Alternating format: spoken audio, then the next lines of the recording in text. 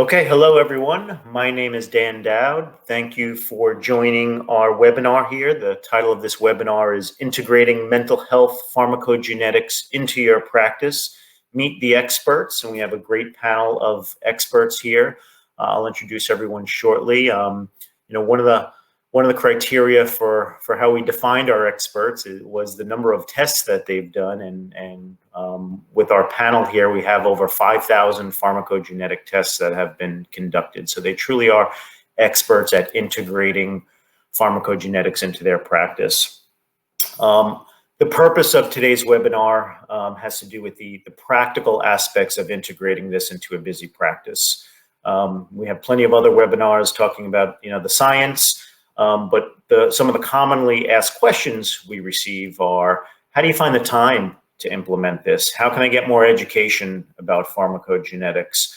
How do my patients pay for this? What are the reimbursement issues around this? How do I make this part of workflow? How do I incorporate this with telehealth? And hopefully many of these questions can be answered today. So that's the purpose of our webinar here today. Let me briefly introduce myself. So my name is Dan Dowd. I'm a pharmacist with Genomind. I manage the medical affairs department here. In a previous life, I was in the retail pharmacy space. I did a lot of the clinical education for probably 50% of the pharmacists in New York and New Jersey, right around when pharmacists were starting to vaccinate. I also taught pharmacology in New York for a number of years, and for the last 6 years, I've been with Genomind in their medical affairs department. We also have with us from Genomind Dr. Seema Patel. Seema is also a PharmD. She's been with us for about a year, and she comes to us from Massachusetts, where she led a multidisciplinary team in mental health, where she would advise nurses and doctors on how to optimize some of these psychiatric pharmacotherapies. So Seema now is one of our medical science liaisons. She does the bulk of our consults. She also helps make sure all of our marketing material is crisp, concise, and accurate. So welcome aboard, Dr. Patel. Seema will largely be our science nerd today to talk about any of the intricate details of pharmacogenetics. Thanks, Seema. A little history about Genomind. I imagine everyone on the call is probably familiar with us. If not, we've been around for about 10 years. We like to think of ourselves as a personalized medicine company or a precision medicine company with a focus on mental health, behavioral health, and psychiatry. We were founded by Dr. Ronald Dzoritz. Dr. Dzoritz really had a fantastic career in the mental health space, a serial entrepreneur. Unfortunately, we lost Dr. Dzoritz in 2020, but he always thought of Genomind as his legacy, and we'll try to continue to make him proud over the years. Some housekeeping stuff related to the platform that we're using here. If you look in the top right, you should see a couple of tabs along the top. One of them should say questions, one of them should say polls. And as we go through the webinar, we will launch 3 polls. One poll will be related to your practice specialty. That may be launched now, but we will launch them periodically throughout the webinar. Question number 2 will be related to whether or not you currently use pharmacogenetic testing. And question number 3 is probably the most interesting one. What barriers are the most concerning for you, or what barriers are you facing in implementing pharmacogenetics into your practice? And the more common ones are, like I said earlier, education, time, cost, workflow, all things that our panelists have dealt with also and overcome. Okay, so with all that being said, let's introduce the panelists here. So in no particular order, we have Dr. Violina Frenkel out of my home state of New Jersey. So Dr. Frenkel is the medical director at Integrative Behavior Care. She's also the vice chair and chief of clinical psychiatry at Overlook Hospital in New Jersey. Dr. Frenkel specializes in addiction medicine, depression treatment, and likes to incorporate a lot of integrative therapies into the traditional pharmaceutical therapies. So welcome aboard, Dr. Frenkel. Thank you so much, Dan. Hi, everyone. We also have Amy Edgar. Amy Edgar is a nurse practitioner in Pennsylvania, and she's the founder of the Children's Integrated Center for Success in Pennsylvania. We were talking about this earlier. I've known Amy longer than anyone else on the panel here, and I've watched her grow a tremendous practice starting from when I met her in 2015. So welcome aboard, Amy. Thanks, Dan. I'm excited to be here. Thanks. Next, we have Greg Cooper. So Gregory Cooper is also a nurse practitioner in Delaware. Greg works out of Delaware Behavioral Health. And Greg was actually voted in 2018. Greg was voted one of the top NPs in Delaware. So we're happy to have Greg here as well. Welcome aboard. Thanks, Dan. Last but not least, we have Dr. Jay Fawver out of Indiana. So Dr. Fawver is a psychiatric specialist in Fort Wayne, Indiana, has over 30 years of experience in the medical field. And not too long ago, Dr. Fawver published a paper about the COMT gene, which you may or may not be familiar with, and response rates to bupropion or Wellbutrin. So if you haven't seen that, check it out. It's based largely on some trends that he saw in his practice, and he published that work. So we hope to see more of that. So welcome aboard to all of our panelists. Again, just a reminder, feel free to ask questions. Audience, feel free to ask questions. Just type them in the questions box, and we'll do our best to have our panelists answer these questions. So Amy, I've known you the longest, so we're going to start with you here. So this is a webinar on implementation. You largely use pharmacogenetics as a standard of care in your practice. So tell me how you got there over these last 5 years. So when we started Children's Integrated Center for Success, the mission was to bring the best evidence-based care to families now. The kind of backstory to that is the IOM published something in, I think it was 2010, maybe before that, about the length of time that it takes to get really good new evidence-based science to people, humans that need it. And it's about 15 years. So we opened with the mindset that we were not waiting. We actually have a hashtag, we are not waiting. And the idea was I, just scoured the possibilities. So looked at gold standard care, looked at evidence-based evaluations, and really saw value in the science that you guys were doing. And that was like in 2014.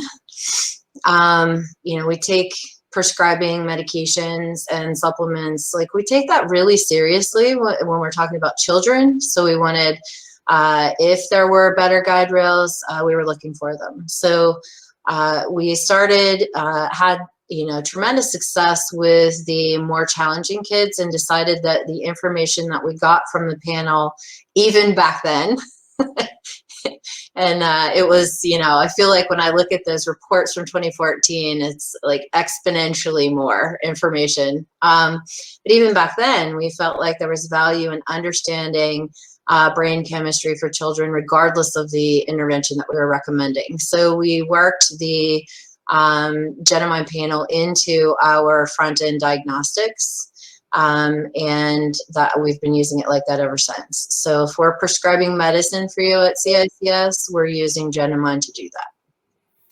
Amy referenced the multiple different iterations of our test. So when I started, we had a little wimpy 6-gene panel. Then we went to 8, then we went to 12, then 18, and we currently sit at 24 genes. Roughly half pharmacokinetic, the rest pharmacodynamic. But back then it was, 6 genes, and I think almost all of them were pharmacokinetic at that point. Mm-hmm. So we're going to come back to see a little bit more about how we overcome some of the barriers over the years. But Jay, I think you probably implement this as standard of care. I think you've done over 4,500 tests in your practice at this point. So, how do you get from that first test to 4,500 tests? Dan, in our practice, I have 10 nurse practitioners who work with me, and I'm the only psychiatrist in Fort Wayne. We just don't have that many psychiatrists. And I've been in practice here in Fort Wayne since 1988. And, we started using Genomind about 2015. I was reluctant, as many people were, in using genetic testing because I thought it wasn't definitive enough. Genetic testing is not definitive. What it's going to give you is a higher probability, in my opinion, that you're going to go the right direction if you actually utilize it. So that's a big misconception among my local peers, even where they say, well, Jay, you use genetic testing. It doesn't tell you exactly which medication to use individually. And I say, well, you still have to talk to the patient. So we use genetic testing as a dimension to help us with our treatment decisions. So we talk to the patient about their symptoms. We try to do a diagnostic assessment that's very thorough to try to really hone in on what DSM-5 diagnosis they have. And then we do as thorough as possible, a thorough review of their past medication treatment record, dose duration, side effects, efficacy, the reason they stopped the medication. We try to do that based on categories and classes of medication and try to have that on their chart right up front. Then we look at the family history of treatment response with similar conditions. So the family history is highly predictive as well. We look at their medical conditions. We look at comorbid alcohol, cannabis, opiate use to see if that's going to be a factor. And then we look at specific medical comorbidities such as anemia, thyroid disturbances, sleep apnea, and diabetes, because they're highly comorbid and will affect your treatment response. And after we've gathered all that information, then we add the genetic testing just to give us some more clues. And there's a lot of reasons why we use genetic testing, and I know we're going to get to that, but we use it as an added dimension to our overall treatment algorithm to try to get a little bit more precise. Dan, Seema, I was in my former life a pharmacist, and I went to medical school, and I was thinking, I'm not going to go into psychiatry because in psychiatry, they don't have any data. They just pretty much determine medication choices based on intuition. Well, this gives us some data. This gets us a little bit away from intuition, and patients tend to want genetic testing for good reasons. They don't want us guessing so much, and they want to know why we come up with the medication choices that we do. Yeah, I think that you highlighted some really great points, Jay. I think there is a misconception surrounding where the utility in pharmacogenetic testing lies. And I think some of the skepticism comes from thinking that we get at PGX testing, we make all our decisions around that. And, we have a golden rule at Genomind, which is clinical presentation always takes precedence over PGX testing, right? Like you mentioned, trying to understand their past medical history, their other comorbidities, and using Genomind testing or PGX testing as just an adjunct or an additional tool to help you make more informed decisions, I think is just really great, insightful point that you made. I'd love to hear too from Greg Cooper and Violina about your practices and how you implemented PGX testing as well. Greg, I think we'll start with you, Greg. So I feel like when I came into practice in 2013, it was very shortly after that I was introduced to pharmacogenomic testing with a different company.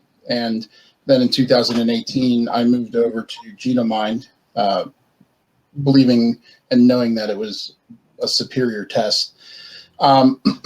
But for me, when I learned psychopharmacology and pharmacology, I learned it via mechanism of action. And so I had a physician, PhD, who taught us pharmacology, and he just drilled it into us. If you know your mechanisms of action, you know what medicines are going to do and where and what the side effects are going to be. And when I got introduced to the pharmacogenomic testing, it was the logical next outworking of that thought process.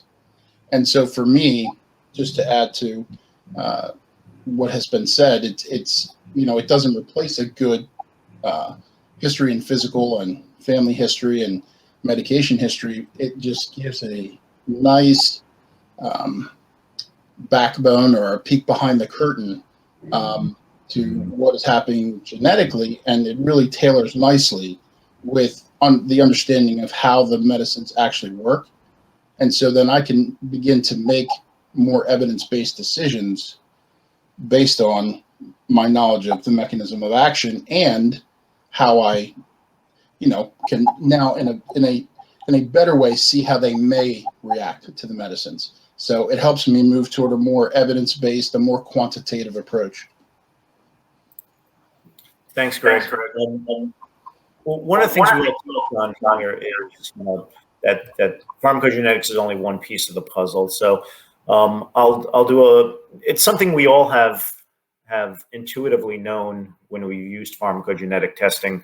Recently, Genomind decided to put a name on that. We called it Genomind 360, right? So how do you use that piece of the puzzle, that genetic piece of the puzzle, to marry it to everything we already know? And it sounds like that sentiment is being echoed by all of the panelists here. It was one of the original criticisms of pharmacogenetics. Don't use that. We really need to take all these other things into account, and genetics only tells you part of the puzzle. And we said, yes, I agree with you 1,000%. It sure does. We're not trying to replace any clinical judgment. We're trying to add to that clinical judgment. If you can identify specifically how someone metabolizes or doesn't metabolize a medication, isn't that useful information? So with that, I think we'll segue over to Dr. Frenkel here. So Violina, you have this integrative behavioral approach to a lot of the things you do. So how do you marry the pharmacogenetic testing to some of these integrative treatments? Sure. So, I mean, for me, I think one of my mantras when I approach my patient is that I try to approach them as a whole. So, of course, we know that aside from your family history and social history and your, work, the life stresses that impact how you're feeling, we also have, medical problems, whether you've got thyroid issues or anemia or testosterone issues that can impact your mood. You also have your, supplements, your vitamin D deficiency, B12 deficiency, iron, deficiency. We've got the huge, MTHFR, gene deficiency, right, where you can't convert folate to the L-methylfolate. So I knew off the bat that, when a patient comes in to see you, it's not always just medication.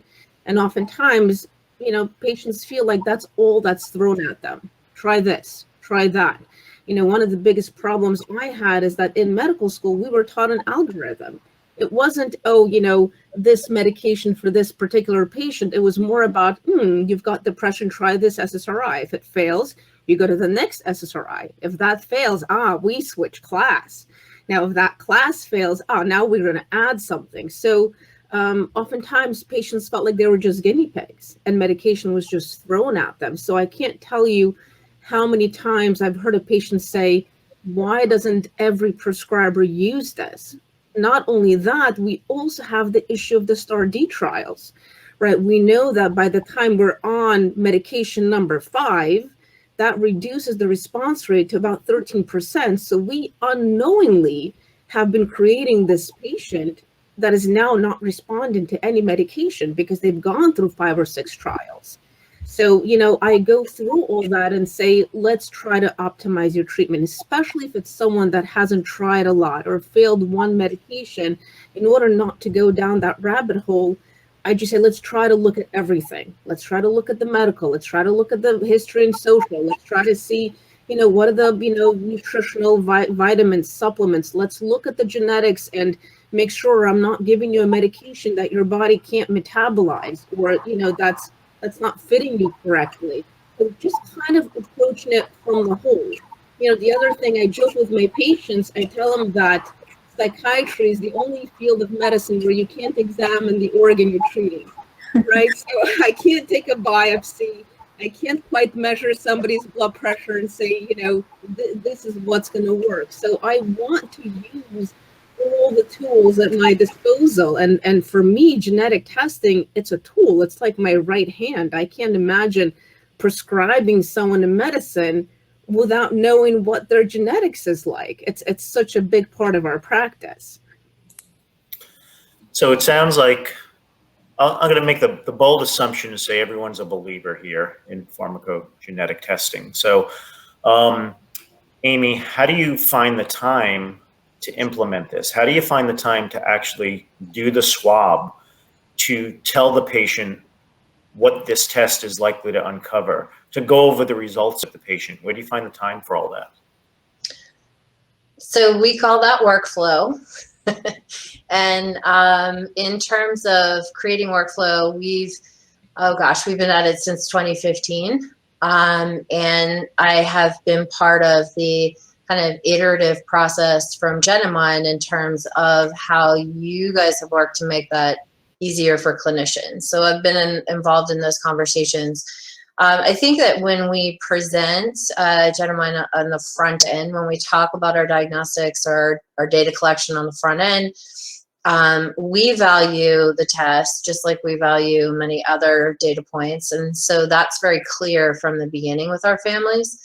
I think that the other piece of it is that the report that you guys put out is really useful. It is mechanism of action driven, so a clinician can really easily use it. And then you create a GDIG, which is even better because that's a virtual tool that, you know, assists in guiding your thinking around the report and what it means, the translation.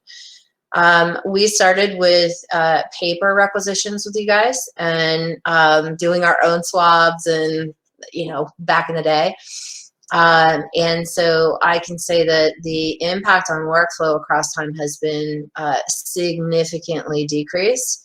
Everything's virtual now. The requisitions are computer digital, so we just input the information and off it goes.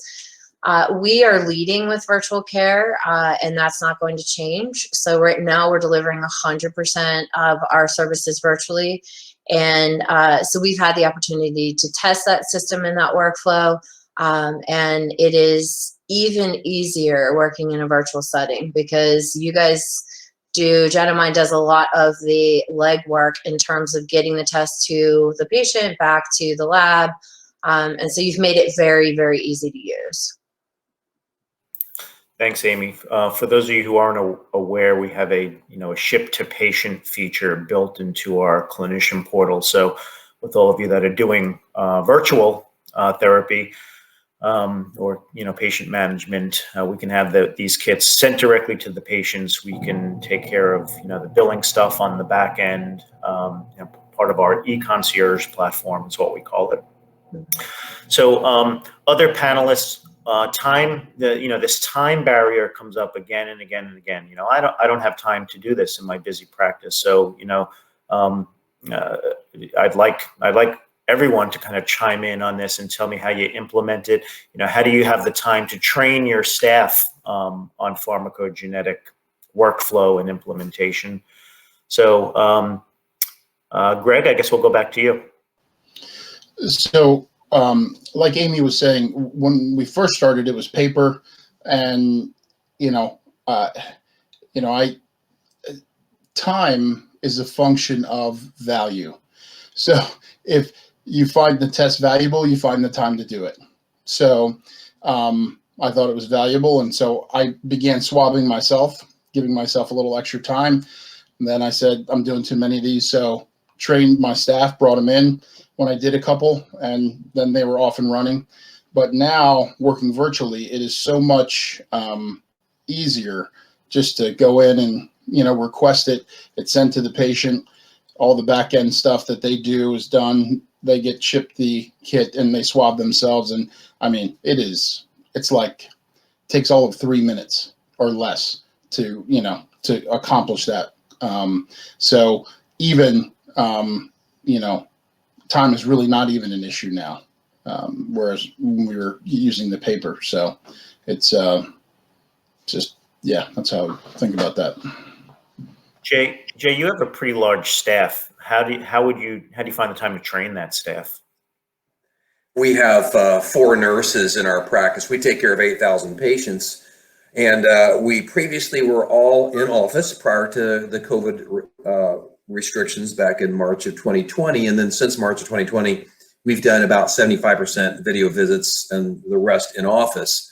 If they're in office visits, we will have them swab, and we will take care of the Genomind paperwork right there in the office and send it out. But for the 3 out of 4 patients who are being seen by video, Genomind does all the work. I mean, we will click in their diagnosis and give basic information and about a half dozen little check boxes, and that's it.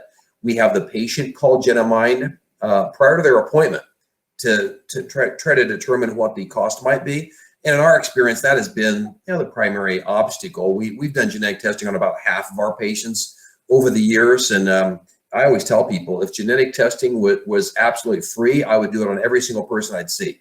So the cost has been an obstacle for some people. So we have them call proactively, even before their first appointment, to see, based on their insurance, based on their finances, what the genetic testing would cost. So we will often complete the genetic testing on the first appointment, either in the office or by video. Okay.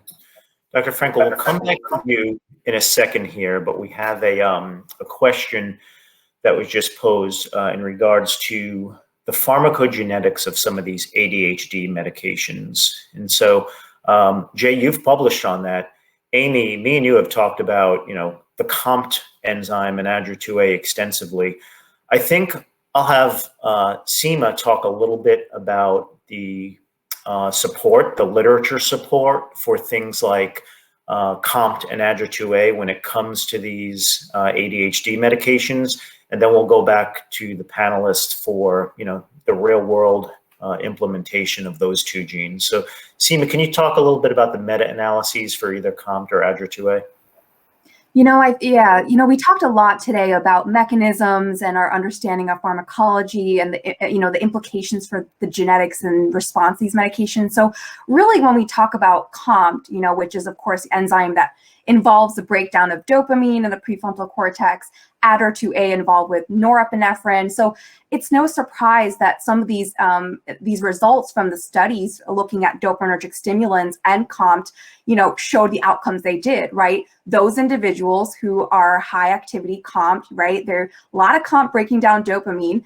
They were about 40% more likely to respond to stimulants. And then in the ADRA2A study, they showed, about 70% improved likely to responding to methylphenidate.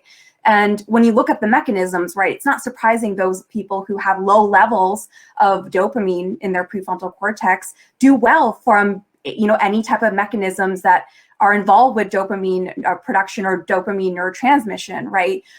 So we even have information on like CYP2D6 and something like Strattera or atomoxetine, right? In the FDA label, you have information for CYP2D6 poor metabolizers to use lower doses. We have CPIC, which is our standard authority on pharmacogenetic information and what to do with that. And even they say, they give dosing recommendations for atomoxetine in both children and adults. So, all the information that we have for ADHD pharmacodynamic genes and the pharmacokinetics, I think comes to no surprise when we see the results of this data. And again, we never should be using this information alone to make decisions, right? There might be a point where, I may want to use a methylphenidate versus an amphetamine salt, because that extra bit of dopamine release from the Adderall might make my patient more anxious, right? Both of these have a propensity to do that. But again, kind of using what that patient is going through, the clinical picture, in addition to this additional information about the ADHD med, can help us to make more informed decisions, right? ADHD dopaminergic stimulants are first line for ADHD. We want to have an understanding, what is the estimate of risk? What is the estimate of response for a patient, so that we're not surprised when they go through one or two stimulants and they're not responding the way that we think they are, right? About 65 to 70% of people will respond to stimulants. What is happening to those individuals who aren't? So I think that's a great question. And I think that a lot of the consults that we do are, with children and adolescents, and they almost always have ADHD with some type of comorbidity. So these are genes that we talk about all the time here at Genomind. So Seema does a lot of our clinical consults. We've done about 14,000 provider consults to date. And I mention that because exactly what you just heard from Seema is what you would hear if you did a clinical consult. We'll go through the literature, we'll provide transparency as to the likelihood of improvement or the likelihood of risk with these different drug gene pairs.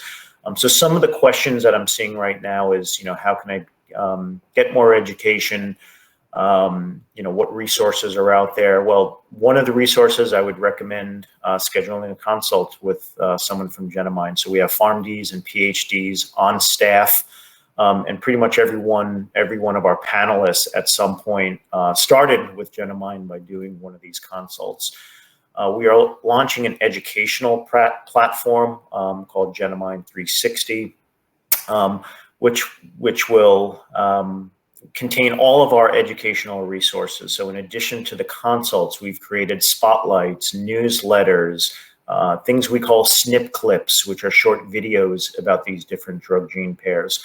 So we're happy to be a resource for you. And if you want direction to some of the primary literature, I would recommend you put the link PharmGKB on your laptop right now. It's PharmGKB. It's an NIH-sponsored database of everything pharmacogenetic. So anything you ever wanted to know about drug gene pairs can be found there, and it ranks and it scores these different drug gene pairs. So bookmark it today. Now, I'll open that up to the panelists also. So, Jay, you've published on COMT, and I know probably every one of our panelists uses that gene. Some other laboratory testing companies out there have removed those genes from their panel. I have a feeling that had more to do with reimbursement issues than anything else, but I won't speak for any other labs out there. But panelists, can you speak a little bit about how you use these ADHD-related genes? Yes, as we had published on it, I'll start, Dan. We need to remember that COMT or COMT is not diagnostic of ADHD. People ask me that all the time. Can I have a genotype that's diagnostic of ADHD or diagnostic of bipolar disorder? I have to always remind people that it involves several different factors, many different genes. There's the stress in your life. There's the so-called environmental factors, and that gives us epigenetics. So we have to remember these genes are not diagnostic. However, what we discovered, and you're going to notice this as you start using genetic testing, early on, you're going to ask Genomind for a lot of help in terms of the interpretations, and we put charts on the walls for our clinicians, and we learn it. It's like learning a foreign language. And this is why a lot of clinicians often are resistant to learning the genotype responses, because it's a new concept. It's like learning a foreign language, and they have to get that down. But once you get it down, maybe after 6 months, 8 months, a year, you start to automatically be able to identify what kind of patient types, based on their past responses, had certain genotypes. And it's something that's kind of fun to do. You have a patient who has not responded to various medications in the past, and their phenotype looks like they should respond to those medications. Write a note to yourself what you think their genetic testing is going to result in being, and then get the genetic testing back. When you start to get to that point, you start to realize the validity of the genetic testing, and then obviously you realize that you should have gotten the genetic testing earlier and maybe saved the patient all those other trials, as Dr. Frenkel was mentioning. So what we'll do with COMT or COMT is we look specifically at bupropion, and we have found a pattern of bupropion. Bupropion predominantly is a norepinephrine and dopamine reuptake inhibitor. And we found that the patients who were on bupropion had worse responses if they had a COMT genotype of MET-MET. Now, those patients, as you likely know, are low metabolizers with COMT, so they're not breaking down dopamine and norepinephrine as well. And for depression, and we also think with ADHD, but for depression, that's the article in which we published, those patients have a worse response if they get above 150 milligrams a day. So right now, it's pretty much a rule in our office that if somebody has major depressive disorder and they're on bupropion, if they have a COMT genotype of Val-MET or Val-Val, we will tend to dose them at 300 milligrams or 450 milligrams a day of bupropion. But if they have COMT MET-MET, we'll often dose them at 150 milligrams or less on Wellbutrin, or might even avoid Wellbutrin entirely. But you tend to assess patients based on their phenotype, and that's their symptoms. So the good responses to Wellbutrin based on the phenotype would be somebody who's tired, they can't concentrate, and they're gaining weight. Sounds great for Wellbutrin. So why would some patients not do so well on Wellbutrin with that phenotype, it's because they often have COMT met. I would challenge you to look for that genotype for your patients on Wellbutrin who just don't seem to respond as well. Thanks, Jay. I'll pause here for a second to see if anyone of the panelists has anything else about COMT, but Yeah, can I jump in quick? Yep, please do. Yeah, so one of the most challenging questions or tasks that we're given clinically is to really differentiate symptoms of ADHD and anxiety in children. And I always look for both because of the high degree of comorbidity. So either, this is how we talk about in the practice, either there's evidence to support a diagnosis of ADHD and living in that brain with the demands of school and social and family relational demands, kids are often very anxious, or their anxiety is so high, it's an organic anxiety issue. They look like they have inattention issues because anxiety causes the features of inattention and some of the impulsivity, some of the executive function features of ADHD. So when we meet a family, and their question is about ADHD, one of the first questions that we ask them is, if anxiety is a factor, we're going to need to talk about how we differentiate treatment and where we start. And so COMT is a really nice filter through which to evaluate that when we get to a point of discussing medication trials. And so if there is evidence of COMT status in ADRA2A as well for stimulants, and there's nothing else in their genetic data that suggests a better option, then we will start with stimulants and treat the ADHD features, targets, and then loop back and ask, did that help with the anxiety? If there are no good genetic targets that indicate a robust response in a particular way to the stimulants, then we may go back and ask, should we start with anxiety and work our way back to the ADHD symptoms? So again, I'm oversimplifying this for this conversation because I could talk about it all day. And much like everyone else on the panel, this is all contextualized in our data set and all of the data that we collect around kids. But truly, that has been one of the things I can point to that has been significant in terms of our outcomes at an 80% success rate the first time we pick medication for a kid. So Jay, you were talking about predicting. It's funny. I do that too. We all do that, I think, in my practice. So we'll say, based on this phenotype, based on these symptoms, what do you think? COMT val, COMT met. What else, what do you think about? And so I think that having that information has significantly improved our outcomes around prescribing. ADRA2A makes it even better, right? Because it points in the direction of which medicine to use in the stimulant class. And so, again, having that guidance has really been transforming in terms of our outcomes. There was something that I just wanted to dig a little bit deeper at, because I think it's a theme that I've heard today, kind of like you have incorporated PGX testing sort of as a standard of care, but where in a treatment trial do you consider PGX testing? I mean, Amy and Violina, like when you're treating children and adolescents, do you find yourself, doing this earlier in treatment rather than later, given, family, don't want to subject their children to multiple trials of medications versus adults? Maybe are you looking at more like in a treatment-resistant depression picture, or is it really just kind of differ across the board in general? I must say that for me, I bring it up at the first visit, especially if it's a child that has never been on medication before. I always say that, look, if it was my kid, I'd want to see if I can get it right the first time around. We don't know how your child is going to respond to medication. He's never been on anything. So it would make more sense, if the situation is not dire, we're not dealing, with suicidality or with risk. Why don't we do the genetic testing, meet up again in a couple of weeks, and then we'll know what to start with. A lot of times patients will come to me because I do the genetic testing, because they don't want, again, to just randomly be put on a medication. So for me, it's really the standard of care in my practice. Now, just to mention whatever Amy was saying and Jay about guessing, sometimes if it's not affordable, even if, $400 is too much, or even the sliding scale is too much, I find myself thinking, based on how they responded to all of their previous medication, what would the genetic testing look like?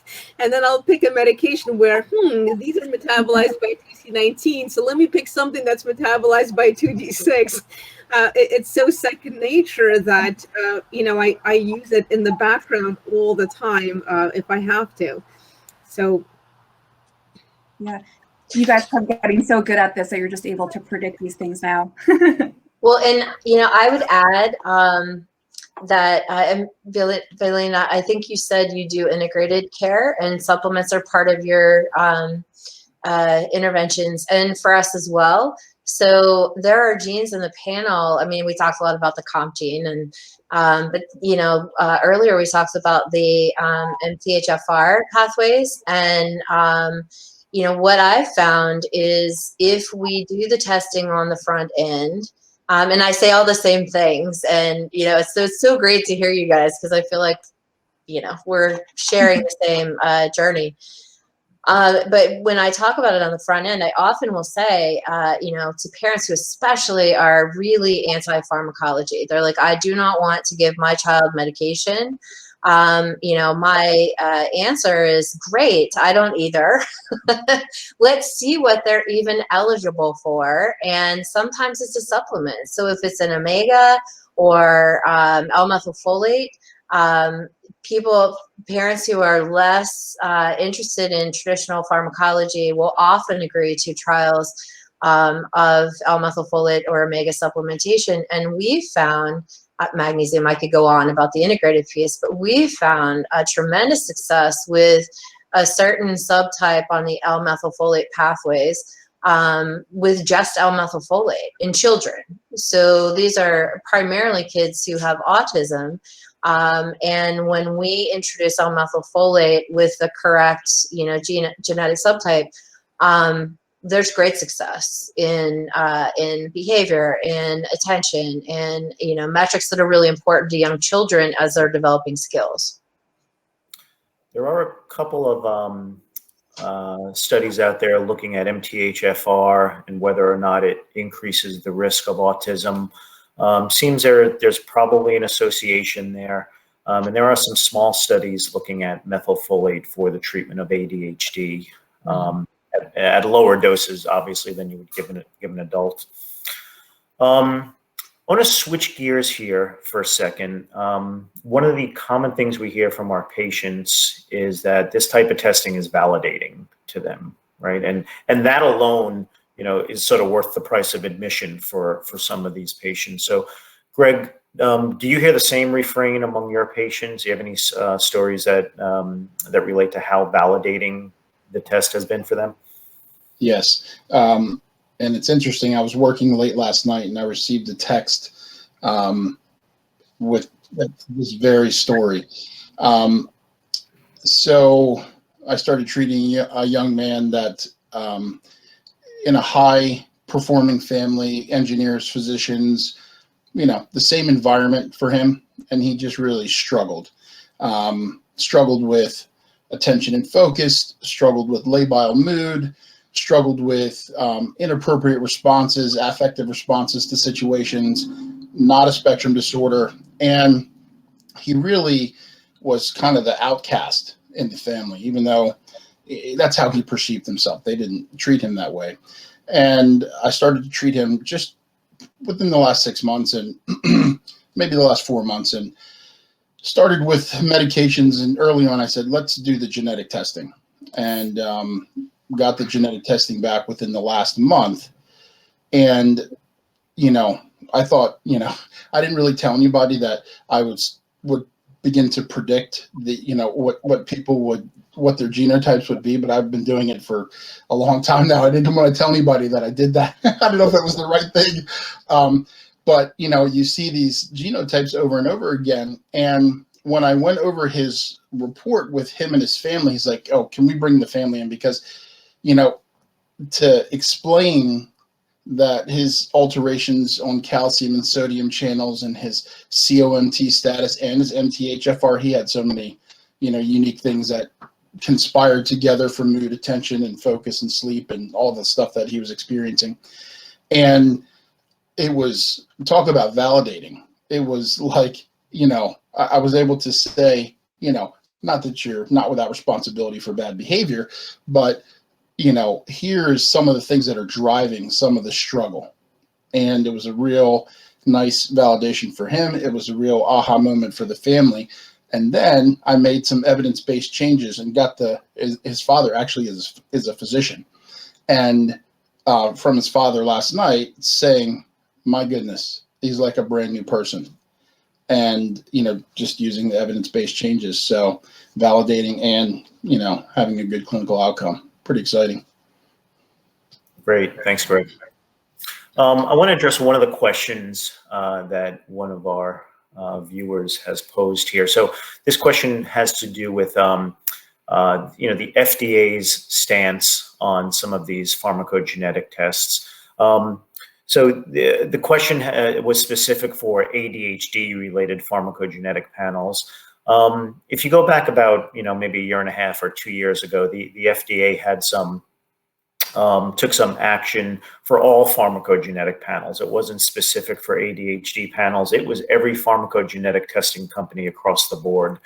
And I think largely the FDA got caught off guard by the rapid increase in the number of pharmacogenetic tests and testing panels that were available. So they kind of wanted to pump the brakes and hit pause for a minute. And because of that, they had asked all pharmacogenetic testing companies to remove medications from their report. Since then, the FDA has taken a different stance. They have launched their pharmacogenetic table of biomarkers, which is publicly available, and you can log into that and see for yourself that there's about 270 medications that have pharmacogenetic guidance or caution right in the FDA label. In February of 2020, they launched their FDA table of pharmacogenetic associations. Now, there's tremendous overlap between the biomarkers table and the associations table. But the associations table takes it a step further and reviews some of the drugs that don't necessarily have information in the label, but can be influenced by pharmacogenetic biomarkers. So both of these are publicly available, and the FDA is working with pharmacogenetic testing companies now to make sure that the information they provide is scientifically valid and accurate, and more importantly, that their labs are following all the strictest guidelines, and our lab does. Our lab double tests every sample that we get through the door. We have an over 99.9% accuracy because we do double testing. So we really have a top-notch lab, and we've provided all of our evidence to the FDA. Our current panel does have medications listed on the report. So the FDA did take action maybe a year and a half or 2 years ago. Since then, they've taken a different approach to pharmacogenetic testing, but it was not specific for any ADHD panels.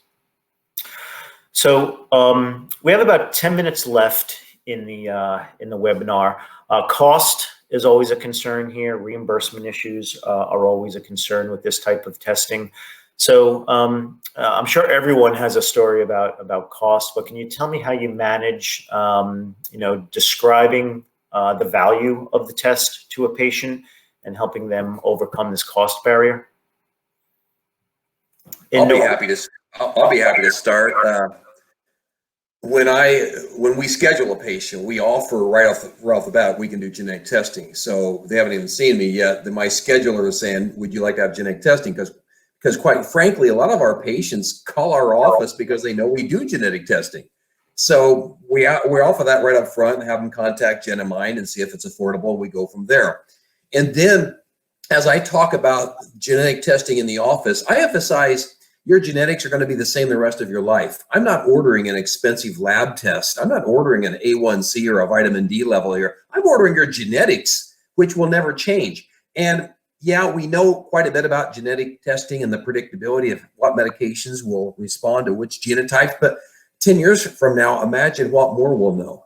So your genetics will be the same. So we want to make sure you get a copy. We're going to have it in our file, in our electronic medical records, but your genetic testing never changes. So even if you want to pay the full amount because your insurance company doesn't give you benefit of reimbursement, even if you pay the full amount, those are going to be the same genetics for you literally for the rest of your life. So that's an emphasis I always place for patients. It's just some information around the cost. Most patients with private insurance are paying around $400 for these type of tests. Some, depending on what state you're in, it's a Medicaid covered test. And then you may have seen our press release yesterday that it's a Medicare covered test as well. So with zero out of pocket for these Medicare patients. And so for those with commercial insurance, you're looking at about a $400 out of pocket cost on average. And you're right, Jay, if you amortize that over a person's life, it's a pretty reasonable cost. Dan, can I jump in real quick? Please. So I feel like there's value beyond the work that we're doing together, especially with children. So we're learning about them early on in their life. But the metabolism genes transcend just the medicines that we use in psychiatry. And so we teach our families, all of our families, about the tests, the results, and what it means to them. And so often, always we say, hey, you have this card that comes with your, the information about your metabolism genes. Take that to your pharmacy. Give that to your pharmacist to keep that on file, because lots of medicines outside of the ones that I'm talking about are metabolized in ways that can be impacted by these gene changes. So I think there's value, significant value beyond just the pharmacogenomics for psychiatry, and there's value to be had in other settings. So that's one of the ways that we approach value as well. One of the things we hear, we have about 11% of our attendees currently are in primary care. And, one of the things we hear is, well, you only offer a psych panel. I want everyone to be aware of the software that we built, this gene drug and drug interaction software, because this takes into account a person's individual drug metabolism for all the drugs that are out there, not just these psychiatric drugs, because obviously people don't exist in a vacuum. Your depressed patients also have high blood pressure and high cholesterol. So everyone who orders a test from us has access to this software, and you could plug in whatever they happen to be on, whether it's Lipitor or Norvasc or Prilosec or whatever other medications outside of psychiatry. It'll give you a comprehensive snapshot as to how their genes influence all of those different medications. So that's available to everyone. The report itself is mental health specific, but the software branches outside of mental health. So we're coming down the home stretch here. It's about 5 minutes left. In these 5 minutes, I'd like to see what everyone's thoughts are about the future of this type of testing. This is probably another hour's worth of webinar, but in 5 minutes, how do you see this advancing over the next 3, 5, 10 years? Greg or Violina? I think at some point, right, this really will be mainstream and will be the standard of care, be it in private care or in psychiatry. As I've said, and as Amy mentioned and Jay, you get a little slip that you put in your wallet. So when you see other doctors, you can take this out and say, hey, this is my genetics. This is how I metabolize medication. So that's, always taken into account by any physician you see. So I think it'll definitely be more mainstream and more standard of care.